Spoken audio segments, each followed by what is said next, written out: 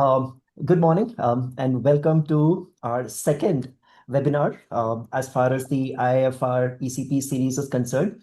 We connected week before last, where Professor Raj Srivastava and Professor Ashish Sinha had given a broad overview on the ECP program.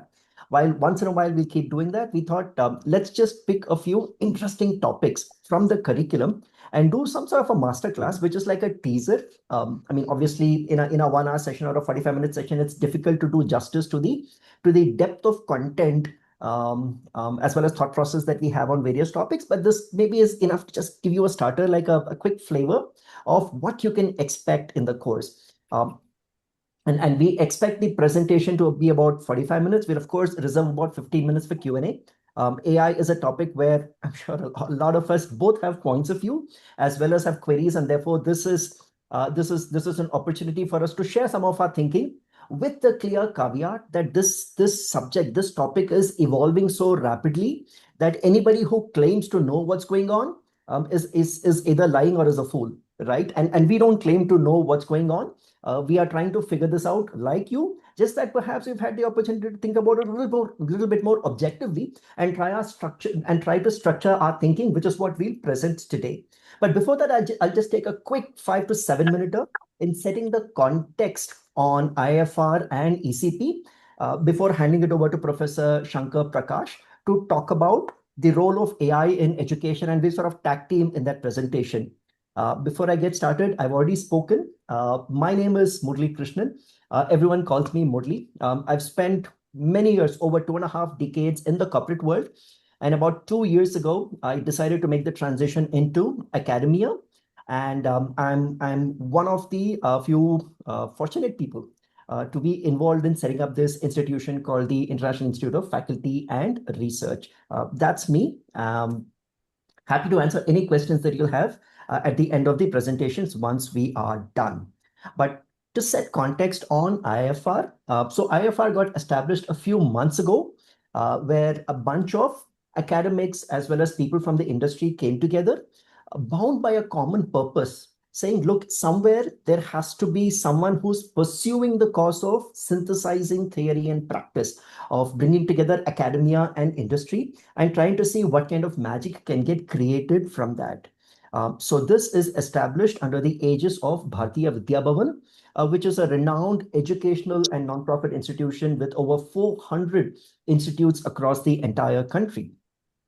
And our primary purpose is to advance this entire notion of faculty research and academic leadership. Towards this, we'll of course be running educational programs, we'll be engaging in research initiatives, and trying to bring together people from across the communities, both academicians as well as practitioners together under a common umbrella, letting them dialogue, and hopefully interesting things will evolve from that exchange of thoughts and ideas.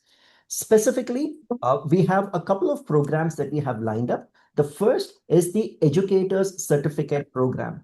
And what we intend to do with the Educator Certificate Program is essentially to help actually people like me, maybe a few years ago. It is meant to help senior executives, and this is the primary audience, who want to transition either part-time or full-time into academia and to create impact in the classroom. But while industry leaders, senior executives is obviously the first target audience, we also believe that the Educator Certificate Program has relevance to other interest groups also. For example, faculty and educators.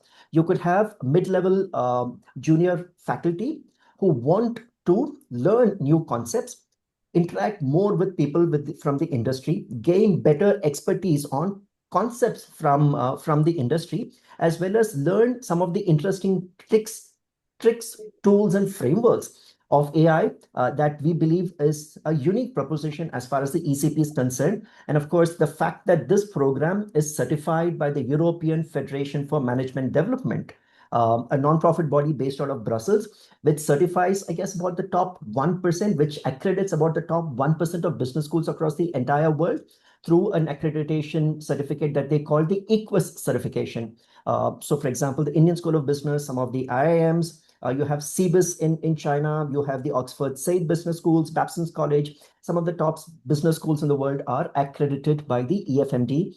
And for the first time ever, EFMD is certifying a faculty development program, which is the ECP. So we believe faculty members and educators would want the benefit of that certification to get a step jump in their career.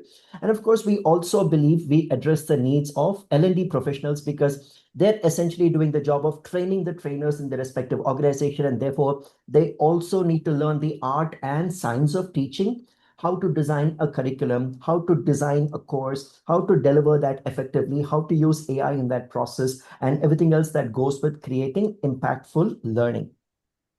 The format for the ECP is that it's a 4-month program with 8 learning days. And all of these are in campus at the Bharatiya Vidya Bhavan campus, Delhi Kendra in central Delhi, near Connaught Place. So there are 8 learning days spread over 3 weekends. So a Friday, Saturday, Sunday, a Saturday, Sunday, and a Friday, Saturday, Sunday, starting the 21st of August, 2026, followed by a capstone project where all participants would be assigned a faculty mentor who will then work with the participant in generating 2 very important artifacts. In fact, I'll call them assets. Number 1, we will work with you taking the ownership of designing a course. You will design a course that we believe you are uniquely suited to deliver in the entire world, right? Because you bring your experience and expertise into that course, which a career academician perhaps would not be able to do. So you design your course.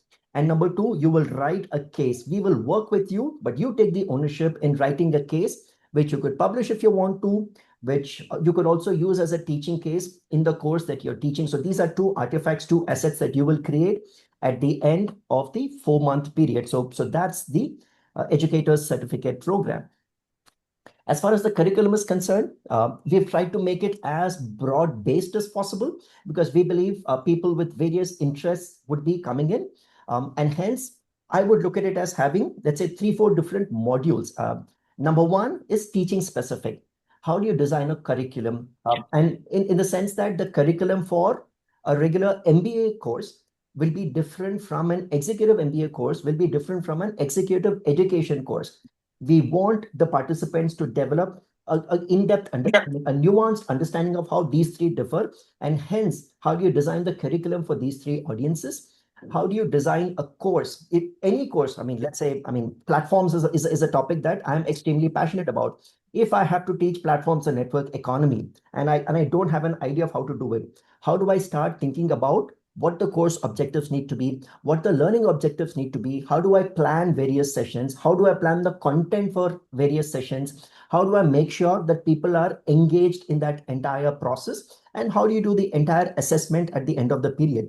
Now, these are things which I'm sure a lot of us who are senior executives, maybe over a period of time, we learn this by trial and error. But here, what we are trying to do is put together the best practices so that you can walk away from this course with, let me just call it a template or a playbook that you can apply repeatedly across any course that you want to teach. But that's just one part. The next part of what we want to cover is academic writing. At various points of time, you might want to not just borrow from, let's say, the HBS case studies, but you might want to write a case of your own. You might want to publish articles of your own. You might want to publish papers of your own in, let's say, academic journals.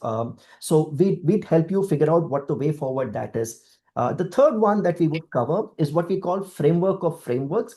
We believe as academics, we are not siloed in specific functions. Our thought process needs to be multidisciplinary. It could be marketing, strategy, operations, finance, OB, all of that put together. So we'll also have what we call multidisciplinary applied learning, issue-based learning, which you can take back even to the corporate world and apply.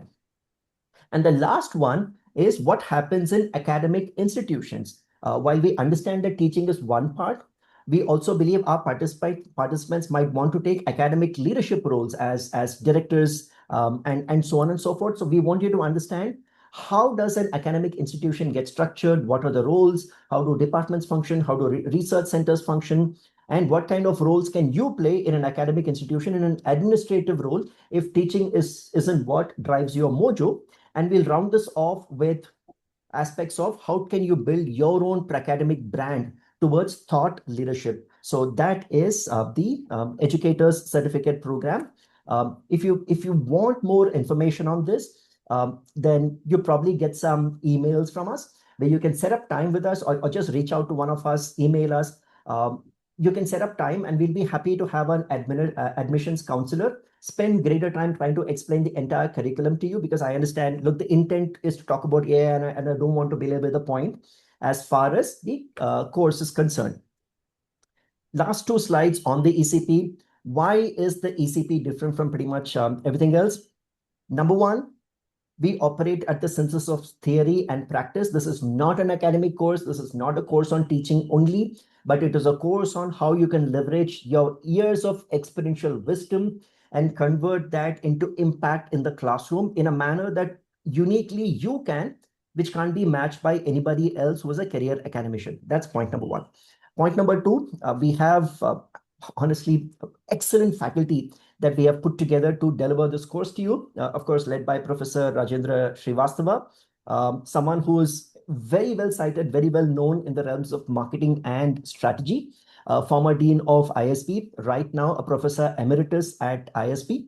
That's point number two. Point number three is the multidisciplinary pedagogy that we are introducing into the entire curriculum. It's not just about marketing, it's not about strategy, it's about how you weave everything together to create impact. And last but not the least is the fact that AI is an integral part of the entire curriculum, which is what we'll be talking about today. The students today are using AI extensively in the classroom for their learning, supposedly for learning. We want to flip that entire argument and try and look at how AI can be an empowering element to make the teacher, to make the educator a lot more impactful in the classroom. Lastly, at the end of this entire program, what can you as a participant expect? We believe this opens up multiple pathways for academic influence. We have a significant vacancy rate as far as senior professors with experiences are concerned. Management schools in India have never been more open to welcoming people from the industry, not just to give guest lectures, but to convert them into visiting faculty to deliver electives, as well as also to take on full-time professor of practice roles.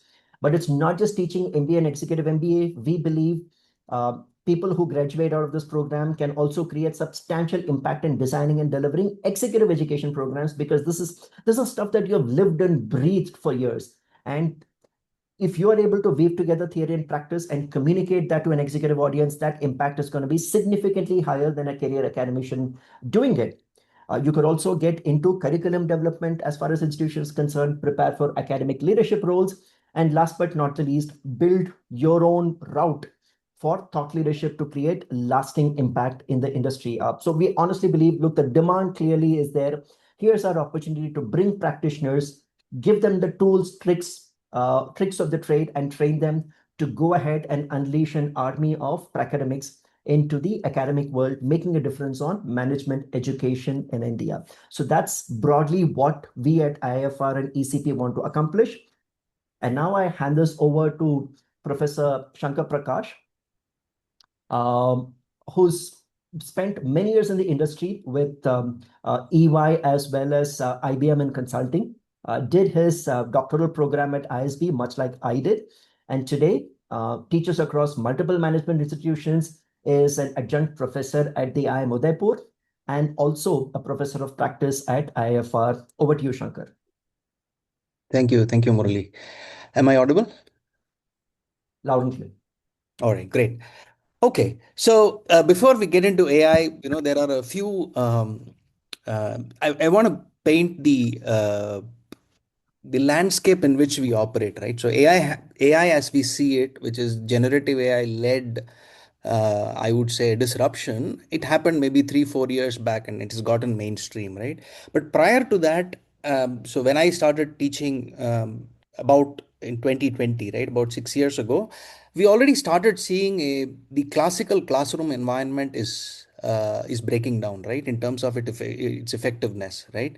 So the reason I'm talking about this independent of AI is that we had certain problems, AI created new problems, and then AI is capable of helping us solve most of those existing problems, right? So it is a context in which, rather than trying to use AI as a intervention, I'm trying to place the problems that we face in today's higher education environment, and then plow back how the details of AI that we will discuss gives us hope that a lot of these things can be improved significantly, right? The first thing is this is known throughout the education in life cycle, right from schooling education to higher education, uh, except for when the student teacher ratio is almost like 1:1 or 1:3 type of in a PhD environment. There is no personalization of education, right? So all the time that it is designed for the average of a cohort, and we all know there is no statistical average human being that exists, right? If I design it for a cohort of 80 people, there is no student to which this design perfectly fits, right? So there is always, and this I have faced, especially this is compounded by the nature of the cohort, right? If you go to a school, high school, these are homogeneous groups. But the moment we come into higher education, especially management education and executive management education, where people acquire personalized experiences for several years, and then there is an kind of a diversity there, right? So if I, for example, if I start talking about artificial intelligence, not the Gen AI part, right? So the broader AI in business, there will be 25% of the people who have hands-on experience in deep tech. There are another 25% chartered accountants who have no basic exposure to technology, right? So there is a huge diversity in the audience, and personalization and need for personalizing this is the hard work is done by the students, right? People who are already exposed to the topic being discussed, they discount the value that they get and they stay quiet, and the people who are at the other end who are completely new to the area have to stretch outside the classroom to cope with the average expectations, right? So the first problem that we faced was personalization of learning journeys, and this is most prominent in full-time programs where experienced people are recruited for as candidates, right? So which means each of them come from almost unique backgrounds, right? So that's one big problem. I'm going to place it there and then talk about AI in addressing that. The second problem is the feedback that we give in education environment, and for those who have gone through even a glimpse of what a PhD experience looks like, you get personalized feedback as frequent as you want, and the amount of learning that happens when you have frequent feedback with the goal of learning is it can't even be compared in orders of magnitude. Most of the time we relegate evaluation and feedback like we do in corporate, where it's a annual or a biannual exercise. So every course will have, like we have performance appraisal in corporate, we have evaluation and rubrics in courses, and these are maybe once or twice or maybe three times you get during a course, right? And there is not enough opportunity for the participants to apply this feedback and enhance their learning, right? So frequent feedback at scale, it was an issue, but we were willing to live with it because there was no alternative, right? So I can't do personalized feedback 10 times during a 10-hour course for 10 50 different people, right? So which means there is an opportunity there in terms of accelerating or adaptively giving feedback to students. The third one, which became more prominent when the COVID generation, people who were in COVID during their undergrad days, who didn't probably go to college for a couple of years, when they started showing up in higher education environments, we faced very severe problem, right? So normally in a business school, uh, you know earlier days we were given 20 page 35 page cases. People work on that for several hours, come prepared, and then have a conversation. The problem that we face in today's higher education environment, if you see it's a problem if you want to make sure the students are engaged all the time, right? If we say that it is your problem, I will do my gig and move on, then there is no problem. But the issue is when a student is not engaged for 90 minutes of a session, and that's going to happen 10 or 20 times in a regular course, right? You launch a course, you're going to teach these students for 30 hours at least, right? So the attention deficit, it's almost there is an expectation that they need a Rajamouli movie going on for those 90 minutes, right? You need to keep people interested with anecdotes and sparkles continuously to stay engaged, right? And that's extremely exerting for faculty who really want to do that, right? Otherwise, almost in my personal experience with all the drama that I do in the class, I lose 50% of the students almost in every class, right? Of course, they come back, but the point is that there's attention deficit, and the exertion that the professor will need to put together to make things interesting continuously for several hours is a problem, right? It is there, and I'm highlighting these as problems because they have better solutions today than we had 6 years ago, right? And then the final thing, a serious issue is the classic pedagogy of let me take a moment here, right? It's important for us to reflect on how we all learn, right? See, we create a learning objective, we suggest some learning process, say case study, review a case study, try to answer these questions, or give an assignment for people to come back and submit it to you, right? Where the expectation is they are going to follow the thought process that you recommend, a critical thinking thought process, and in that process learning happens, right? So the process is the learning, right? And the deliverable is the outcome where I can see as an evaluator, did the process work or not, which means the journey from the ask to learning process to the artifact or a deliverable that they submit has a linear process.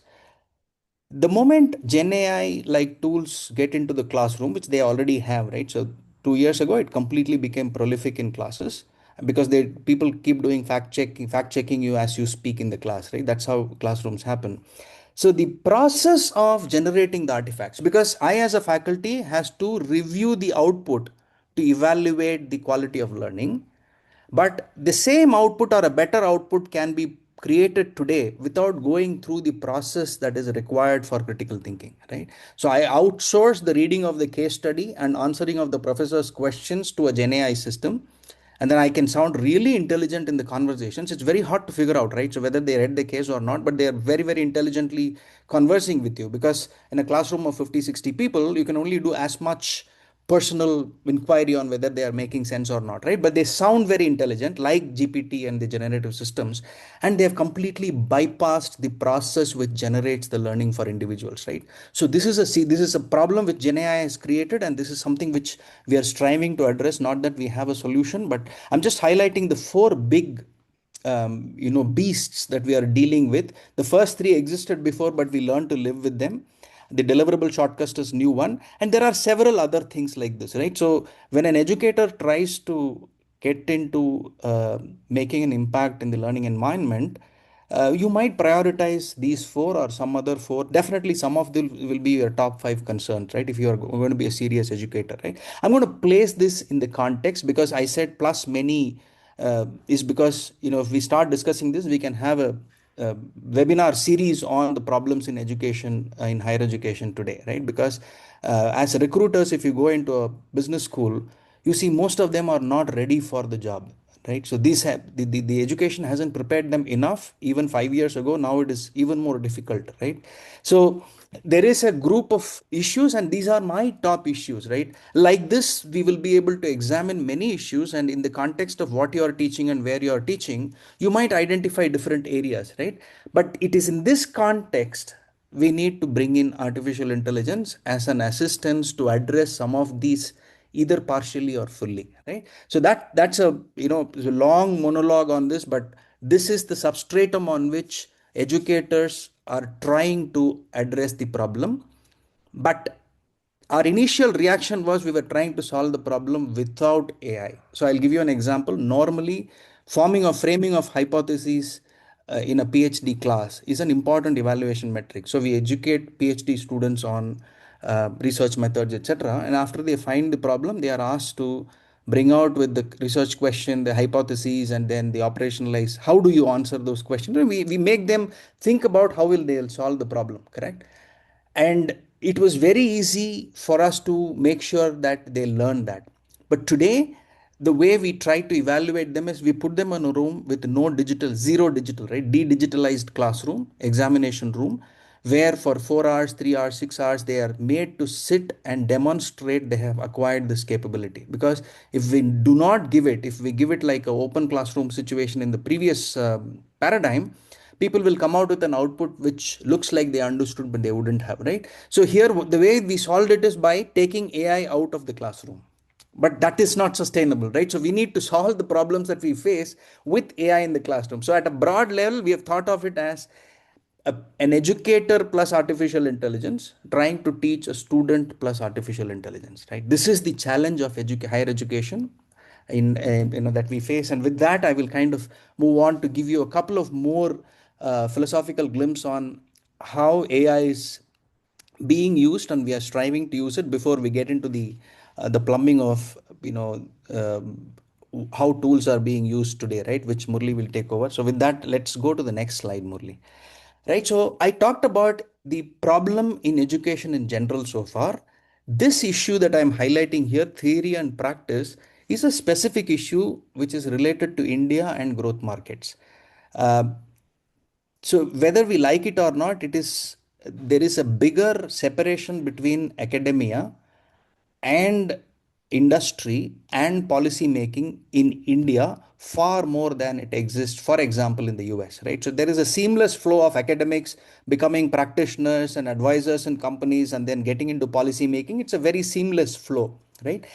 And that doesn't happen in India because we all operate, policymakers have very little perspective on practice and academia combination, right? Similarly, you take very few of us who have kind of escaped the escape velocity, have gone from practice to theory, and then try to do what we are doing right now.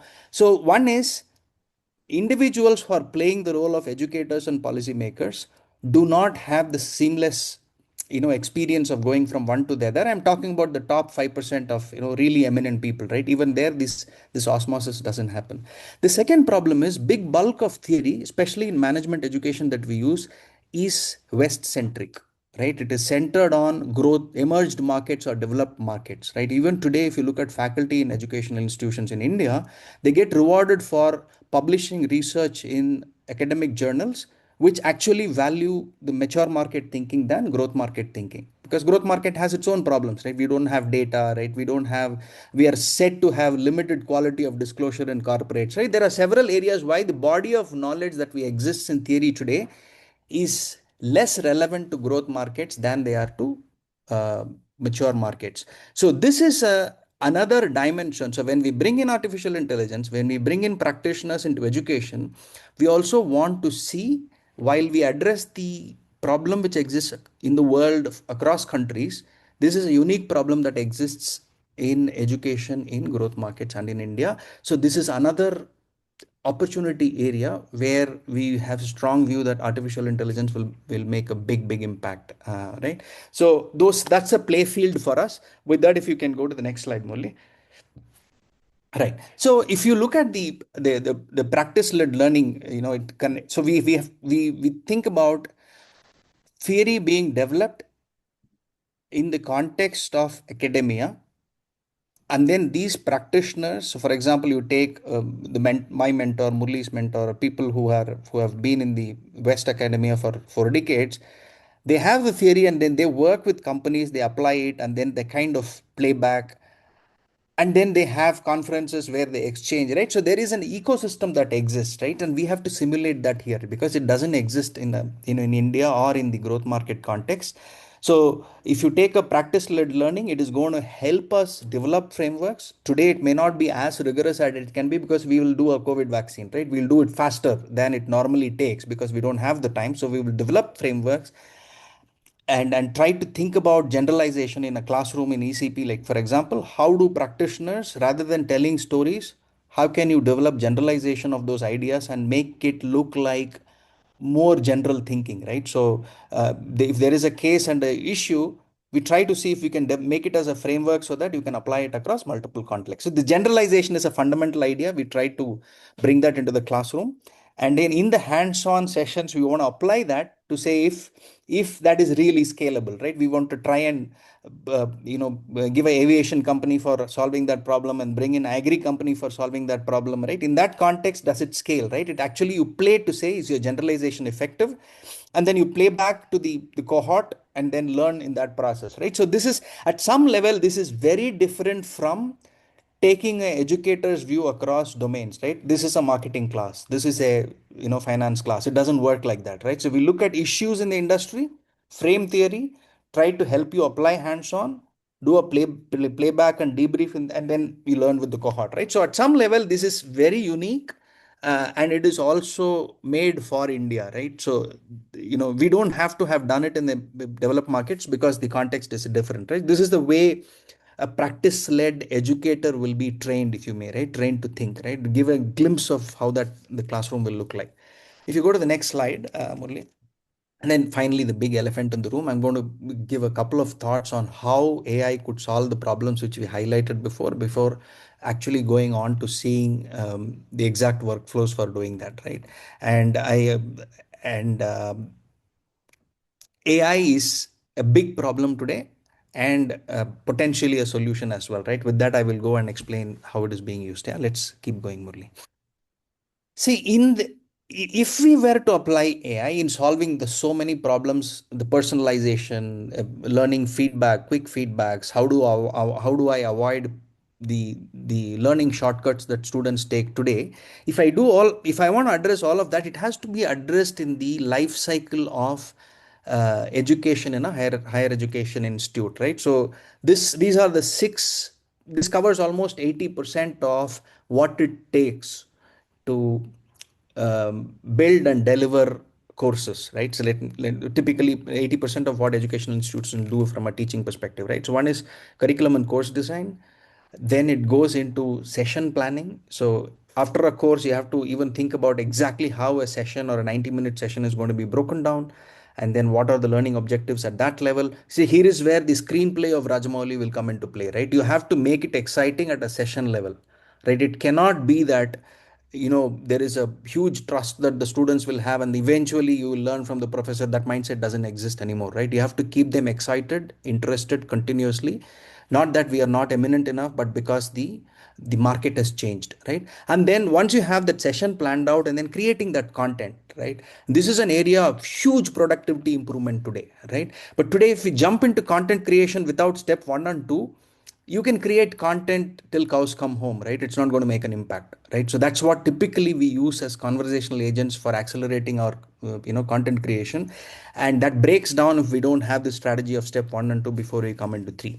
And the fourth one is managing classrooms, right? So this is the direction part, right? So 2 is screenplay, 4 is direction. Where how do you make flip the the role that each individual student brings into the classroom? Some of them are constructive, classical students. Some of them are very disruptive, not destructive. They'll disrupt, keep challenging you to say that, why should I stay in this class?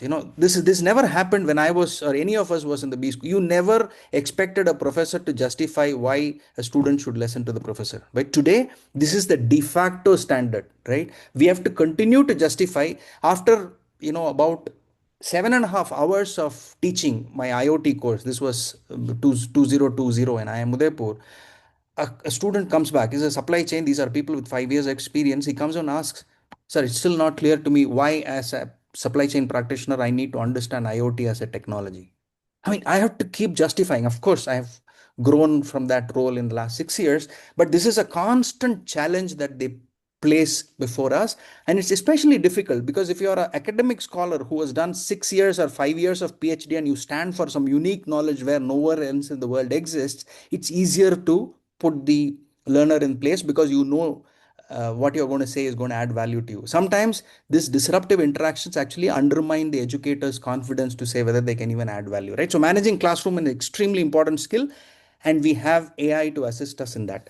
And then assessments, as I said, this is a place where we have to use AI for personalization of feedback and making feedbacks more frequent. Because it is a productivity tool, we can make it unique and we can make it frequent. And hence, this is far better than what was possible 6 years ago.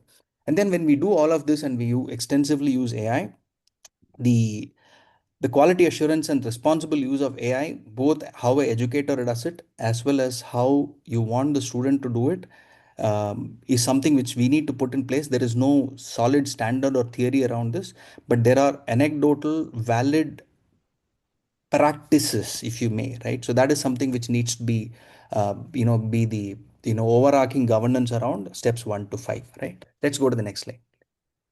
Okay, so then in this, let's say that I explained the 6 places where we are going to infuse AI or where it can deliver to achieve the purposes which I outlined even before that. the three steps, or the broad, I would say, the phases or a value chain, right? So first is, there has to be a philosophy or a pedagogical design independent of AI, right? So which means, what are the learning objectives? What is the feedback philosophy, right? Without any constraint. So this is a part which will be part of the ECP pack, right? So there is a pedagogical design and helps you think like an educator, right? That's one part.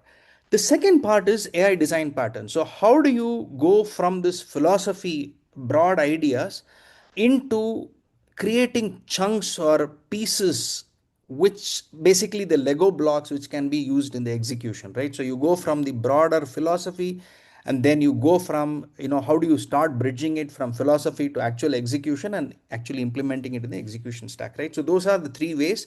And the pedagogical design, I'll give you a glimpse of that in the next slide, and the remaining part of it, I would let kind of Murli's segment will cover some part of that, right? To give you an illustration, give you a kind of a sneak peek into what it looks like.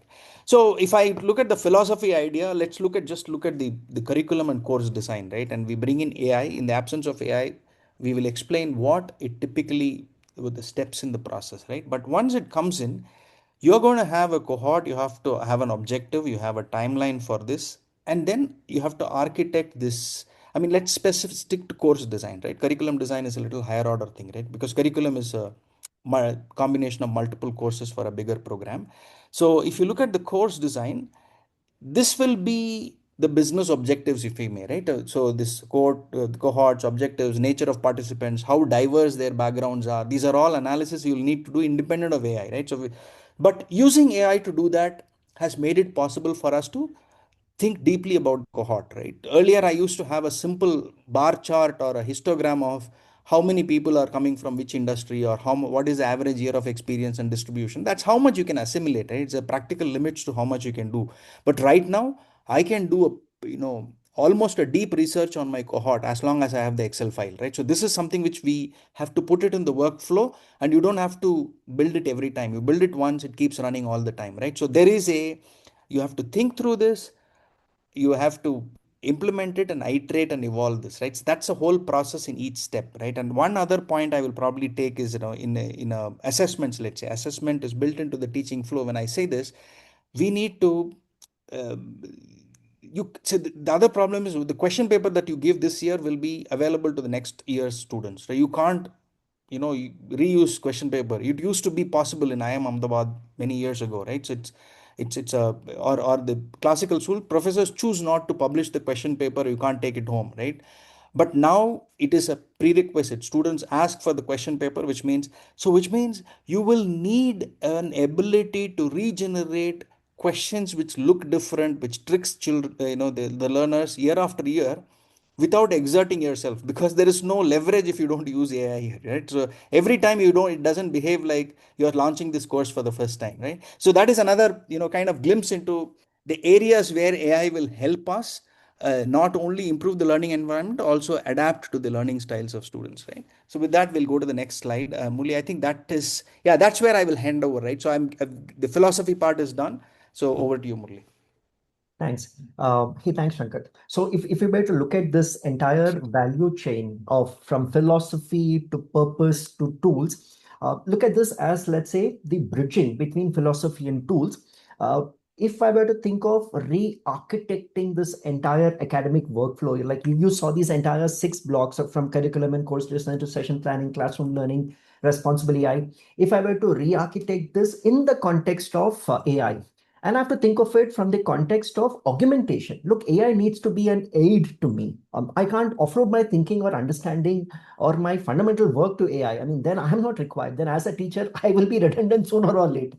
So the question is, how do you use AI to augment your workflows to make yourself more productive, more effective to meet your objectives? And it spans 3 broad buckets. And first is just research. As educators, as teachers, uh, the biggest danger is to assume that what you know is it and that there is nothing more to know. The world is changing. The world is changing faster than we can ever imagine. And unless you expand your scope to keep assimilating newer inputs, your course will sooner or later become redundant. right? You'll start talking about decades old examples in a classroom, and people might not even relate to it. So the first point is, look, how do you leverage AI to be up to date with what's going on and start creating inputs for your content to make your examples in the classroom more relevant. So first is an example in research. And in the subsequent slide, I'll actually share a few prompts that at least I have personally used as far as research is concerned. Second, quite of course, I mean, all of us have used ChatGPT, Gemini, Claude, etc. for, let's say, creation and writing. It could be creating your course outline. It could be creating, let's say, a document that you want to hand out. It could be creating slide decks. It could be creating illustrations, images, graphics, tables, charts, Excel sheets, PowerPoint presentations, PDFs, what have you, right? And all of us know the fundamental notion of generative AI is to help you create and write artifacts. And the third one is processing, where it's not just about generation, but how do you use the real tooling capability of AI in let's say processing assessments. And that's a very simple use case. If it's a question of ongoing feedback, then pretty much after every other class you could have students submitting assignments. In the old school, you or a teaching assistant used to grade all of that. Now, of course, there could be elements of bias. There could be elements of inconsistency in the way various things are graded. But instead, if you load the rubric into AI and let AI do the assessment, there is consistency, there is quick turnaround, and literally a few minutes after the assessment is submitted, the student gets feedback on what's working, what's not working as far as their submission is concerned. In all of this, we want to think of using AI, which is recallable, which means, hey, there is a context, and context expanding into medium to long-term memory, so that you don't have to keep explaining to it what your course is about again and again, because your course is an asset that you will keep reusing at least for the next few years till you keep revising it and substantially restructuring it. So you want AI to be something that's recallable with memory. It needs to be reusable, which means there are modules that can get applied again and again, as opposed to reinventing and restarting with the origination of the wheel for every session. So it needs to be recallable, reusable, and repeatable. It needs to enable workflows to run seamlessly, as opposed to you being the human triggering every step, right? And that's why we're calling this a case of augmentation, as opposed to not completely offloading. While human is still in the loop, the human triggers the next step through, because there are multiple gates, and I'll talk about the gates subsequently. We want the implementation of AI in our academic workflow to be recallable, reusable, and repeatable. And let's see how that can happen. Now, I can guess that pretty much everyone on this call and everyone that we know who have similar interests prompts chatbots. And that's a given in today's world. If you don't, then you're a little bit of a Mormon. But what we want to impress, and this is going to be a huge focus of the ECP program, is how do you go up the ladder in terms of complexity to create greater impact in leveraging artificial intelligence in education. At the lowest end of that pyramid, you have a single ask for ideation. Hey, you know what? Give me an illustration in the form of a blueprint to illustrate the 4 Ps in marketing, right? So it gives you like an architectural blueprint. It will create a nice image that you can put up on a slide in the classroom. That's bare bones. Fifth class children or maybe third class children today do this. Let's move ahead.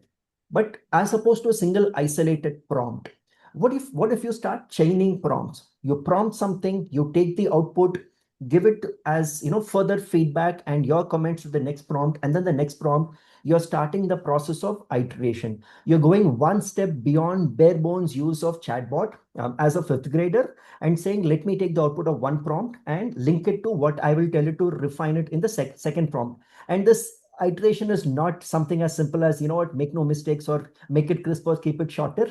We're talking about a little bit more value added inputs into the chatbot in the entire prompt chain. And then let's go to the third level. A few months ago, I think 6, 9 months ago, Anthropic introduced this concept called skills, which I mean, a lot of us who have lived in the Excel world know of macros. Well, skills are actually macros in the AI world to be used by such tools. So skills are like reusable templates. You create it once, you name it once, and you can use it again and again. For example, I can have a skill which can create a case, right? And a case has a specific template. That template is defined. I can say, "Hey, here's the data set, use the skill to write this case." Or I can have a skill which creates a PowerPoint presentation as per a specific template that I want, which has my style guide. This specific presentation that we're seeing is actually created using one such skill. So anything that you keep doing repeatedly and can be modularly crafted and designed is an opportunity to create a skill. A skill is nothing but a series of prompts applied to a certain context. It assumes certain inputs exist, and the output and the quality of that output is clearly defined. And I can keep using it again and again. Today, you can use skills in ChatGPT Codex, you can use skills in Claude, and a whole host of other tools. But then let's go to the next level. We all know that unless specifically designed and architected, AI tools have the memory of a goldfish. They forget.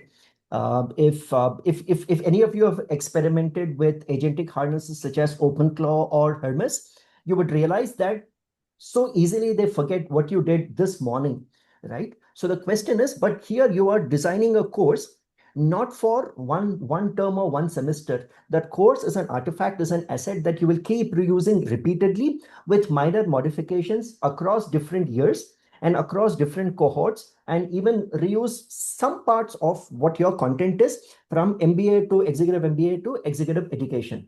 How do you create a memory? How do you create a content that can persist across different points in time so that you're not reinventing the wheel in terms of the raw input again and again? So how do you design the memory, which is integral part of your workflow? And as of this point of time, and maybe this changes in 6 months time, at least as far as this pyramid is concerned, this value chain is concerned, the highest level is how can you create an agentic workflow where the agent is able to call tools. Obviously, it is able to read from memory. It's got a certain context that it's operating for every session. It is able to call tools. It's able to read files. It's able to call terminal bash commands. It is able to call web. It is able to pull up content from the web and has stages defined at every stage to create a specific output, including human in the loop, including quality control. And this is the journey that we want participants of the ECP to traverse, because when you start designing agentic workflows is when artificial intelligence is truly augmenting your impact in the class as an educator. And that's the journey that some of us are trying to go through, and we want the participants in the session to go through. And this is like a sneak peek and some of the stuff I have used, and which is why I'm able to talk about this with this degree of confidence. At the base level, right, I can use simple chatbots such as ChatGPT, Gemini, Claude. So for example, I have a session coming up in 30 minutes, and I'm like, hey, I want to start this class with a quick example which is contemporary, which the students will understand, right? I want to illustrate a concept. So it's a simple query saying, give me a less than 60-second quick commerce example that distinguishes price discrimination from dynamic pricing, because I have this class coming up tomorrow, right? And then I take the input, I process it, and then I use it as the initial hook or a certain illustration that I do in the class. Now, this is basic. All of us know we could do this, but let's go to the next level. That same generative AI tool, I can start creating long form content, right? For example, I could draft a 500 word, 700 word, let's say, case from Kirana to dog store with various incentives across various people. The dark store or the Kirana owner has some information, the quick commerce company has certain information, and therefore there is asymmetry and there is a decision point that I define. That's the case. I want to illustrate some of this. I don't want to pick up from Harvard Business Publishing. I can use generative AI as long as I know what I'm asking for, as long as I know what good looks like, as long as I know I'm able to evaluate the output it is generating. If I blindly trust it, I'm going to end up with an artifact filled with hallucination in the class, which you don't want. So if you know what you are looking for, using ChatGPT, Gemini, etc., to create case documents or long form documents is a very easy thing. And I'm sure between 1 and 2, a lot of us as teachers have done. Well, let's go to the next level. How can I use AI in, let's say, getting to deeper research? And that's where a tool like Perplexity, that's where a tool like Notebook LM, Google's Notebook LM, plays a very, very useful role, right? I mean, for example, if I have to do a literature review, right, I'd much rather figure out how I can leverage something like Perplexity to do it, because it gives me the output with citations. I know that it is not going to hallucinate because I can verify each of the, let's say, the papers that it is cited against these specific sources, and I can check that it's not hallucinated the sources. So from simple queries to create short content or ideas to creating documents, I'm now moving into literature review, which can help either the course that I'm creating or a paper that I'm writing or an article that I'm writing or a case that I'm writing. So we are going up the value chain from simple generation to doing some research. Then we come to the real fun part, which is where I believe this entire point Shankar mentioned on the managing the attention of the classroom in those 90 minutes. Earlier, and some of us have been through this classrooms, people used to have those, those OTP slides where, you have a marker pen, you have the transparent slide, and that used to be presented, that was completely static. And from then on, we came to the PowerPoint world, where at least there was some animation in the slide, there could be some action, and people had something to see, as opposed to just a monologue from the person sitting in front of you and delivering. With agentic harnesses such as Claude Code, Codex, Cursor, we can now take it to the next level where you can build applications on the fly to use as a teaching aid. And I'll actually show you a simple example of an app that I built last night. And this was a one-shotted single prompt, right? All I wanted was, let's say I'm teaching a marketing class and I wanted to demonstrate how marketing mix works, right? So there are objective functions. I have multiple channels of advertising. So I have print, I have outdoor, I have digital, and so on and so forth. And I want to decide how much money to put in each one of this and what will maximize my revenue. And I'll show you how that app looks. And this is one-shotted prompt. Oh, how do I share this? 1 second.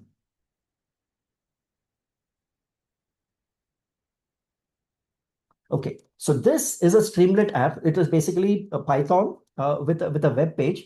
And so, for example, this is my spend, this is my revenue, and I'm trying to demonstrate to students, depending on how much you spend between TV, digital, print, and out of home, and think of it purely as an example of what's possible.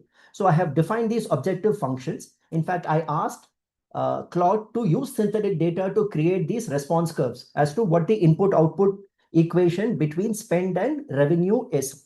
And I can start playing around. If I spend more on TV, then my ROI is coming down. My weekly revenue is only 4.16. Okay, let me see what the right amount of spend on TV is. Okay, now my ROI is 1. Can I spend more on digital? What will happen? Why? Because a lot of people are spending time on digital, but beyond a point of time, digital is getting suboptimal. Okay, fine. So what's the right number to put digital at? Is print making sense? Why don't I make that 0? What happens? Oh, actually, if I reduce print spend, my ROI is going. What does that tell you? People aren't reading newspapers. I might as well spend more money on digital, right? Now, this is the kind of illustration that is possible, which previously needed expensive simulation software. And now all of this is possible at your fingertips with one single prompt on Claude. And this is something that you can host locally. This is running off my local laptop. You can also host it online and start demonstrating it to students at scale. This is just one example. You can pretty much demonstrate any concept that has multiple variables, concepts in finance, concepts in marketing, concepts in strategy, concepts in competition. You can demonstrate pretty much any concept by generating apps on the fly, which significantly empowers you as an educator in the classroom to keep the students engaged. And we want to make sure at ECP, people learn the art and science of doing some of this. And the last one is actually to design the entire course using an agentic workflow. And I have a much longer prompt for this. Let me see if I can pull that prompt up.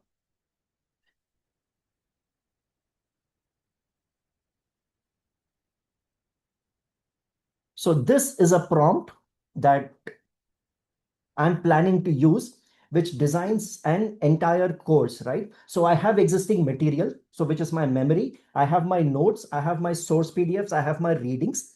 I also have the course template from the institute that I'm working with, which lays out in what format they want the learning objectives, readings, activity, assessment, and so on and so forth. I'm saying, look, I also have last year's slides. So read the slide decks from a similar course I took last year and produced a 6 session elective on platform strategy, which follows the institute structure and also reuses some of my slides from last year's deck where they fit and obviously fills the gaps in the notes. And I'm also doing any kind of QC on this. And I'm saying, boss, ask for my approval before you proceed. Do not blindly go because it needs to be have this human in the loop. Before you update the slides, you ask me for approval. I will say yes. Only then will you generate the final slides. And this is a single prompt. You will iterate a bit with which you will enhance the existing course, modify it to suit an institute. And this is going to save you, trust me, days of effort in making you more successful an educator and actually focus on what you need to educate as opposed to creating paperwork.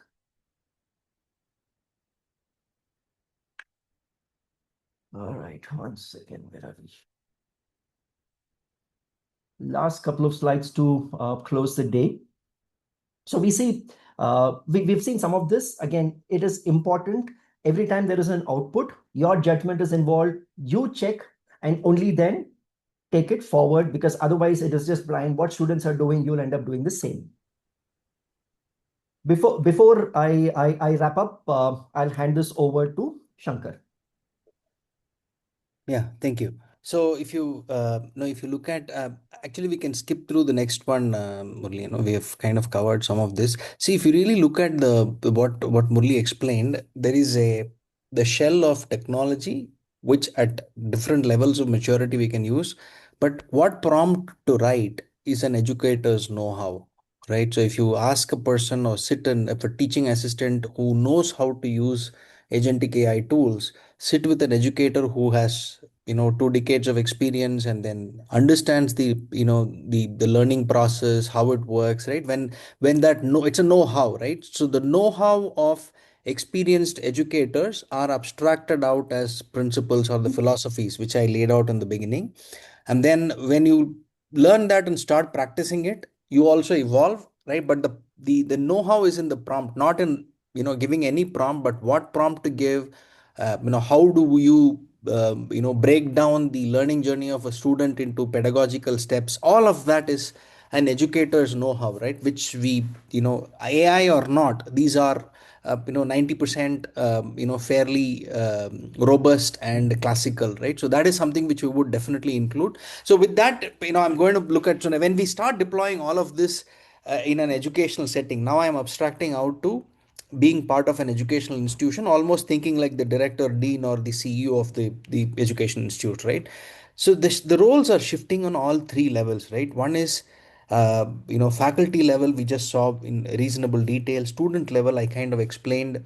Unguided and uninhibited use of AI in classrooms by student, which is not proctored or guided by the educator, is going to undermine, and in our experience we've seen that it undermines the learning outcomes for the individual, and it actually will fail them in the exact time where it shouldn't, right? So which means there will be shallow learning, right? So we need to the education institutions are read kind of responding to these faculty imperatives, student imperatives, and at an institution level, right?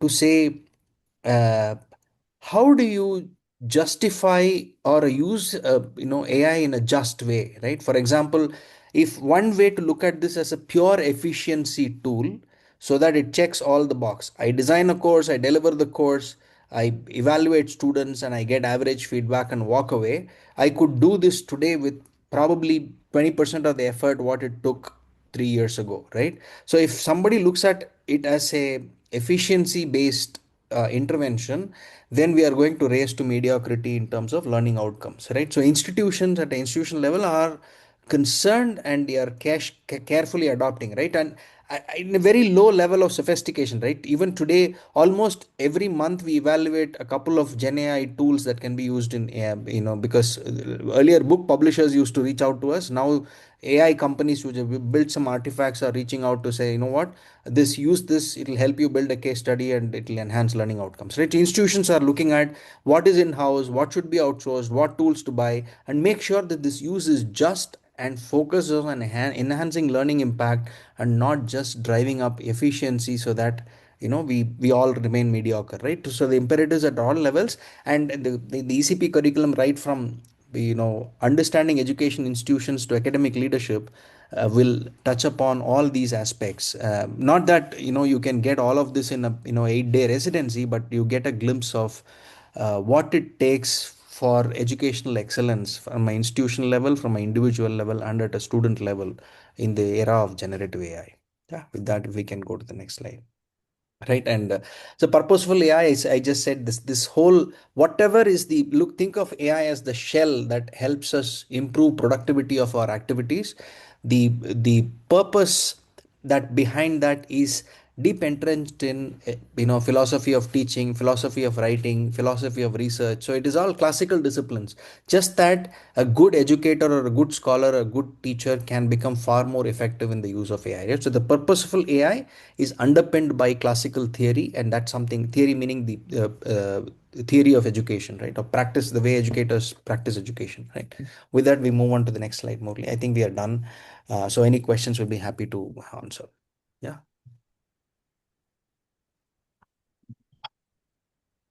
All right. Hey, thanks, Shankar. Let's stop the share. Happy to take questions, ladies and gentlemen.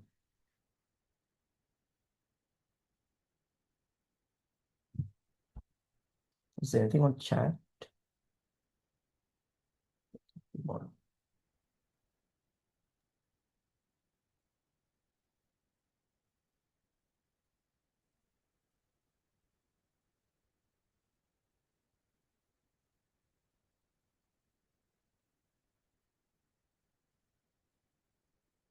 Anything on the program, anything on IFR? Again, different points of view. Like I said, look, right at the beginning, if we were to believe that we've figured this out and we know exactly how AI can get leveraged in education to address some of the four challenges that Shankar laid out upfront, we'd either be stupid or yeah, we'd be stupid.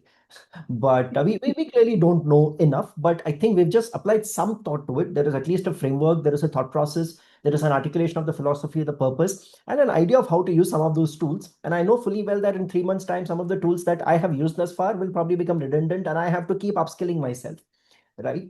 So from prompt engineering, we came to context engineering to agentic workflow engineering, and then now you talk about loop engineering. Everything is a goal, and how do you get the agent to deliver loops towards a specific goal? And trying to figure that out. In 3 months' time, I'm going to learn something new. But yeah, I mean, if anybody has an alternate point of view, and I'm sure some of the participants do hardcore work with AI, so happy to hear your views on how that's going to change the game. Hey, Murli, just to add to that, things which don't change, right? For example, how you teach effectively and how you learn more, the journey of learning and the psychology of learning, right? That's fairly stable, right? So there are a few things which have changed, but those changes are slow to come by, right? So this the lessening of attention span of students is a phenomenon which occurred over 2 generations, right? From millennials to the Gen Z, if you may, right? So if you look at one, there are certain things which are robust and scalable, which will hear from educators in the program. And the second is making sure that whatever way we use AI is at the frontier of today's practices, right? So because Anthropic's model 6 months before, whatever was there is archaic or redundant today, or it is obsolete today, right? So that is why we call it as frontier model, not as latest model, right? So at some level, this practice of and conscious use of AI in education has to be at the frontier. There are classical substratum which we'll have to be aware of and learn, but the practice of implementing AI should be always at the frontier, which the debates and discussions and ongoing engagements are going to keep us at the frontier. Yeah, thank you. Also the other points that you mentioned, right? Look, how do you personalize at scale? How do you provide feedback on a near real-time basis so that the learning is ingrained? And of course, managing the attention deficit and shortcuts, which is the unfortunate outcome of all of this. Subbu has a question point. Over to you, sir. Yeah, so the silence is not that, the what you both spoke about is not a good stuff. So let me say this, Shankar being there for 6 years, he has closely seen, and you being come from the, that academics and also that into teaching level. So I think it's a great initiative as far as, that the audience which is present and listening to you. the problem is real, and I don't think that anyone else has put their finger on this kind of issue. Uh, Not to extremities, how to actually bring it for the productivity and also learning. So that's what I like, Shankar, that, too much of AI maybe, that bypass the learning, the thinking that happens. So how do you bridge that? So the struggle, Shankar and Murali, is that how do we actually channel this particular program and make it, move on? Because once it starts, then more learnings will come. So that's the that within actually 2023 we are discussing that among the 13 cohorts that how do we actually make use of this program. So still, to be honest, we didn't figure it out, but we'll work on something. That's the only thing. But as far the program is concerned, I think so with Prof Raj and Shankar and you being there, I think it's the right that kind of modules that you are bringing, and we definitely look forward to much more sessions like this, and we keep pushing this. Thank you, Subbu. Thank you. Yeah. Thanks. Again, friends like you, we need more and more. But This is a national mission, right? In fact, we've had some anecdotal discussions with the institutes in the global south, right? Well, not me personally, but people who are the in the academic circle today, right? So people who have moved from practice into industry, and there is a huge uh, rather the what do you call resonance in the problems that are faced in the rest of the growth markets as well, right? So if I go to Nigeria or Kenya, a very similar problem. There's they are like sponge. They are willing to absorb this. So one thing is checking it beyond our India context actually made us more convinced that this problem, if addressed right, and if we have generate this moment snowballing effect of practitioners getting into education in a systematic way, right? So look at the schools which I am affiliated with. More than 50% of educators, I'm talking about not the teaching hours, but number of people who show up for teaching, are practitioners who are not trained in education. Right, and it's a very classical problem when students give feedback that experience does not is not substitute for teaching, right? So there is, I mean, we realize it's a national mission, and at some level, NEP has given the liberty for practitioners to teach at professor level in colleges.